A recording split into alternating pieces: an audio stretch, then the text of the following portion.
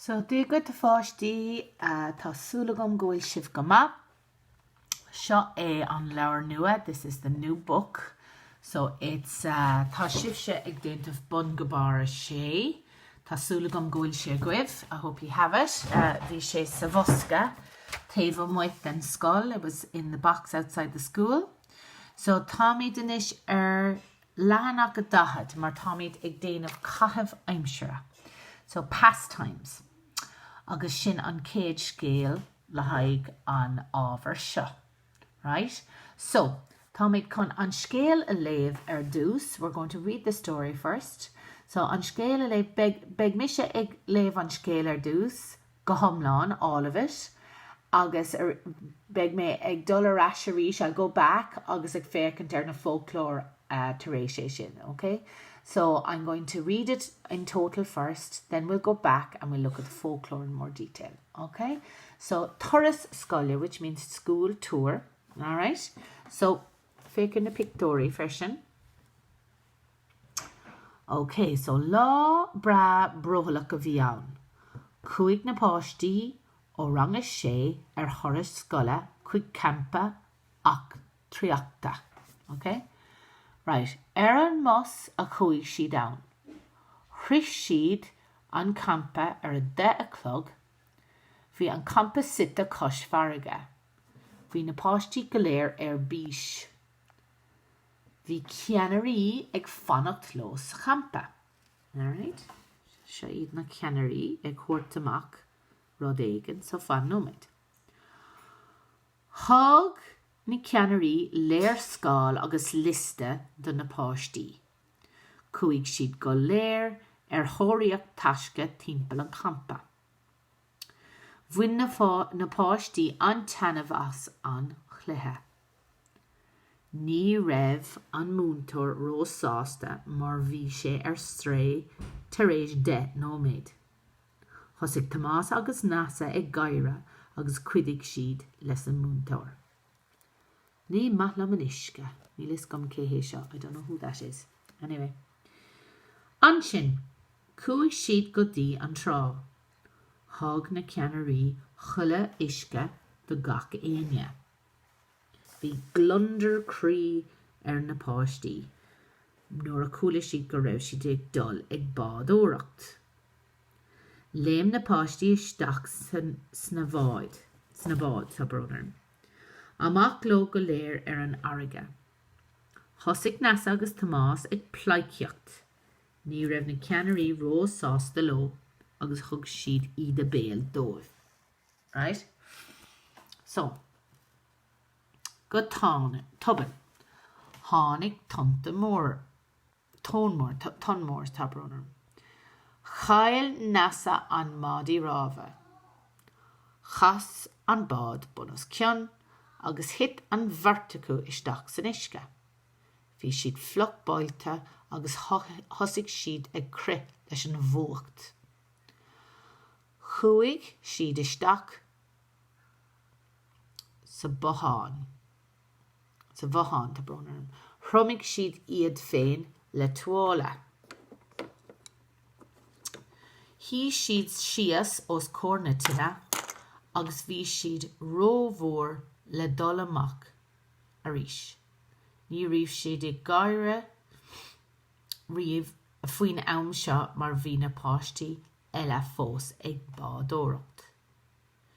Tar éis am lón, thosaigh gach duine ag drapadóireacht an mala mór ard. Bhí na páistí aus ach hit an múntóir bocht den bhalla. Déach Tomás agus Nasa amach an inog agus bhí éiad an dain na bharrtacu. A 4 o'clock, chuaigh siad go léir ag imirt galf sa pháirc. Bhí na páistí go thuúfásach ach bhí an múntóir aus. Bhí sé lán sásta leis féin. Tar éis an té, bhailligh siad an chuid malaí, léim siad isteach an bhos, an mos tá brónarm agus cuaigh siad a bhaile. Níor thuig siad an Scoil go dtí an 9 o'clock. Bhí siad tíirseach tréachta ach sunna sásta. Right. So, obviously, it's about a school tour. All right, and the things that they got up to. So we're going to go down through it just very, very line by line, and we're going to talk about it. So, lá bra brohalach a bhí ann. So it's a nice, hot, fine day.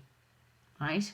Cuig na páistí a rang sé ó Turas Scoile, cuig campa achtriachta. Okay, so that is an activity camp. Okay? Éireann Musk cuig siad am. So they went on the bus. Thris siad an campa ar a 10 o'clock.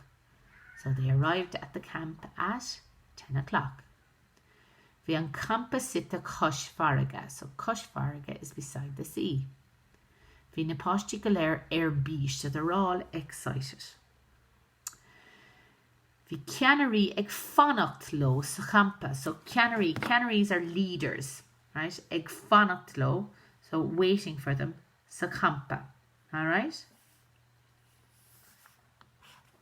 Okay, the next one, ag fannacht is waiting. Thug na ceannarí léir scéal agus liste don na páistí. Léir scéal is a map and a lista don na páistí. Cuig siad go léir ar thóiríocht taisce timpeall an campa. So thóiríocht taisce is a little bit like a treasure hunt. So pursuit is thóiríocht. So taisce, pursuit of a goal, of a treasure. So treasure hunt. Timpeall an campa. Timpeall means around an campa. Bhuin na páistí an tanavas an glutha. Ní raibh an múntóir rósásta mar bhí sé ar stray tar éis 10 nóiméad. So ar stray, they were lost after 10 minutes. So ní raibh an múntóir rósásta. She wasn't very happy. Thosaigh Tomás agus an Thosaigh Tomás agus nasa ag gaire agus cuidig sí leis an múntóir. Cuidig means to help. Alright, cuidig sí leis an múntóir. An sin, cuig siad go dtí an trá. Thug na ceannarí culla isce de gach aine. So culla isce is a wetsuit, and the gach aine is to everyone. Bhí glunder crí ar na páistí. They were really happy or overjoyed. Nuair a cúla siad go raibh siad ag dul ag bádóireach. Now glunder crí is happiness in your heart, basically. Is how you directly translate it. Ag bádóireach. So ag bádóireach is to go boating or sailing. Alright? Léim na páistí isteach na bhád. Amach lo go léir ar an airge. Thosaigh Nasa agus Tomás ag plaicíocht. So ag plaicíocht means to be messing. They were joking and messing. Ní raibh na ceannaire rósásta lo agus thug siad iad a béal dóibh. So ní raibh na ceannaire, the leaders, weren't too happy with them agus thug siad iad a béal dóibh. So cad atá sé ag déanamh. Stop den plaicíocht. So iad a béal is to give out, to be giving out, okay, to them. All right. God tuban hánig ton mór, ton mhór tá brónarm. So God tuban, suddenly a big wave came. Chail Nasa an Mádi Rava, she lost the oars, agus cas an bad bunas cion. The boat went upside down, bunas cion. Agus hit an verticu isteach san isce. They fell into the water, the two of them. Bhí siad flock báid, they were soaked. Agus thosaigh siad ag cre leis an bhógt. So ag cre is to shake with the cold. Cuig siad isteach sa bhahan into the cabin. Hrimig siad iad féin le tuála. They dried themselves with a towel. He siad síos os corna tinna. So he siad síos. They sat down os corna tinna opposite the fire, beside the fire. Bhí siad ró úr le dul amach a rís. They were too cold to go back out again. Ní raibh siad ag gaire faoin am seo. They weren't laughing then. Mar bhí na páistí eile fós ag bádóireach because the rest of them were boating. Tar éis an loan, after the break, after the lunch, thosaigh gach duine ag drapadóireacht ar an mala. So drapadóireacht is climbing. Ar an mala mór, ard, big high wall. Bhí na páistí aus, they were brilliant. Ach hit an múntóir bocht den bhela. Okay, so the poor old teacher fell. Déag Tomás agus Nasa amach an inóg, agus bhí éad an down an vertigo.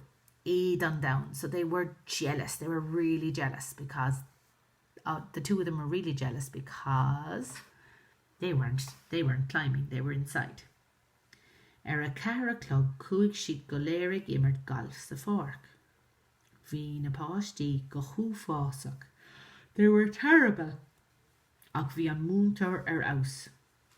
Bhí sé lán sásta leis féin. He was very happy with himself. Tar éis an té bhalig siad a good málaí, léim siad isteach an bus. So they got their bags, they jumped on the bus, agus cúis siad abhaile. Níor thric siad an Scoile go dtí an 9 o'clock. They didn't arrive to the school until 9 o'clock. Bhí siad tuirseach trécha ach sunna sásta. They were absolutely wrecked, but they were exhausted, but they were really happy with themselves. So it's a nice story, okay?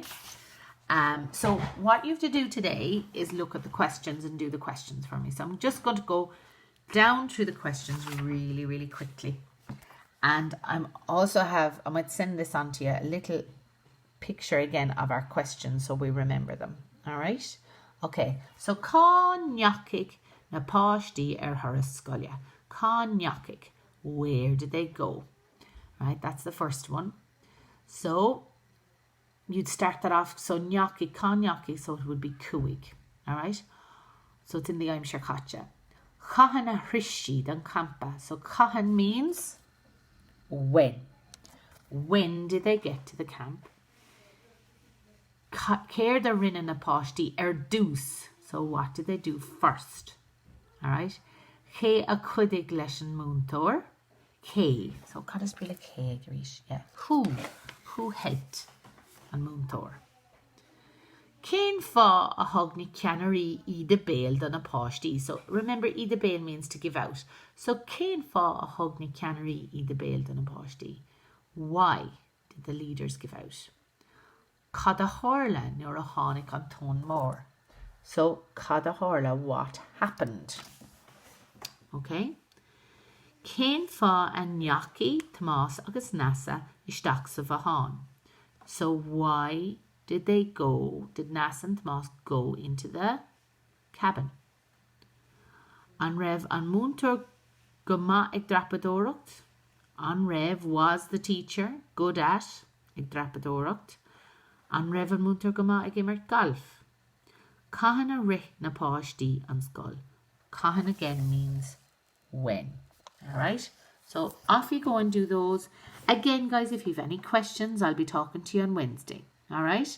And you can also send me an email if you need to. But just have a look. I'm going to send you on all your folklore here. All right? So that's going to be sent on as well.